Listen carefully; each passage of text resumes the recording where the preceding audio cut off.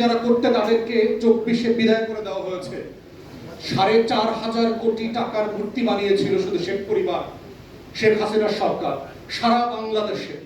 সেই মূর্তিগুলো পর্যন্ত 24-এ ভেঙে দিয়েছে। অতএব বুঝতে হবে, বাপ মা পোলাপান বংশ এদের পূজা করবার রাজনীতি দেখবার জন্য 24 পরবর্তী জাতি সত্তা তরুণরা আসলে প্রস্তুত না। অতএব বাংলাদেশের রাজনৈতিক দল যারা পক্ষে আছেন, বিপক্ষে আছেন, সংসদের বাইরে আছেন, তাদেরকে এই মনস্তত্ত্ব বোঝা দরকার যে 24 ফান্ডামেন্টালি এই রাষ্ট্র কাঠামোর চিন্তা মনস্তত্ত্ব বদলে দিয়েছে।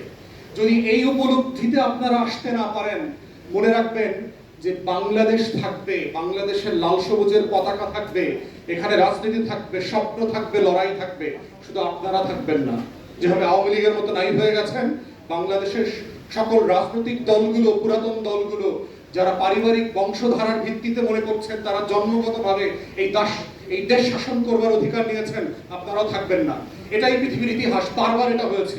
এবং দেখেন, আওয়ামী লীগের সেক্রেটারি ওবায়দুল কাদের গত কয়েকদিন আগে বলেছে ভিডিও বার্তায় যে অনুশোচনা তো দূরের কথা, লাশের বদলে লাশ, চোখের বদলে চোখ, ভায়োলেন্সের বদলে ভায়োলেন্স করাবে তার নেতা কর্মীদেরকে দিয়ে। মানে তারা পৃথিবীর কোন জায়গায় বাস করছে? তারা নাকি ফিরে আসবে, আপা নাকি ফিরে আসবে, রাজপথ কাঁপবে, বাংলাদেশ হাসবে, আর আমরা সব গর্তে চলে যাব। কি এক স্বপ্নে তারা বাস করছে। 24-এর এই উপলব্ধির জায়গাটাই আমরা আশা করছি রাজনৈতিক দলগুলো ভাববে এবং নতুন করে বুঝবে।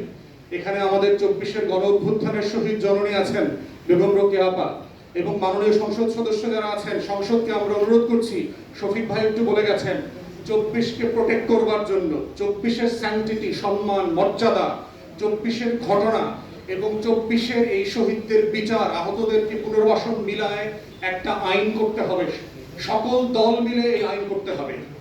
শাওনদের যেন বাংলাদেশে আর এই দুঃসাহস না হয় 24-কে নিয়ে ফাইজলামি করা। এই ফাইজলামি করবার কোনো সুযোগ আর দেওয়া যাবে না। এবং এটা মাথায় রাখবেন, সরকারকে আমরা বলছি, যদি এটা না করেন আপনাদের অস্তিত্ব গদি কিন্তু টানের মধ্যে পড়ে যাবে। এটা বাস্তবতা। অতএব আইনের ফ্রেম করতে হবে যেন মানুষ আইন হাতে তুলে না নেয়, মানুষ মব তৈরি করতে বাধ্য না করে, শাওনকে যেখানে সেখানে দেখলে যেন চটথাপ্পড় মারার উদ্যোগ কেউ না নেয়। এটা আইনের ফ্রেমে আনতে হবে, তাকে বিচারিক প্রক্রিয়ার মধ্য দিয়ে দিতে হবে। একইভাবে হীনমন্যতা দেখতেছি আওয়ামী লীগের বিচার করবা নিয়ে। আওয়ামী লীগের বিচারের প্রশ্ন তো বিচারিক প্রক্রিয়া, ইটস এ পলিটিক্যাল কোশ্চেন, রাজনৈতিক আলোচনা, যেটা রাজনৈতিক দলগুলো গণ অভ্যুত্থানের সকল পক্ষ মিলে একমত হয়ে গেছে তাদের কার্যক্রম নিষিদ্ধ করবার ব্যাপারে। সেখানে আমাদের একজন মাননীয় উপদেষ্টা বললেন যে বিচারিক প্রক্রিয়াকে রেফার করে।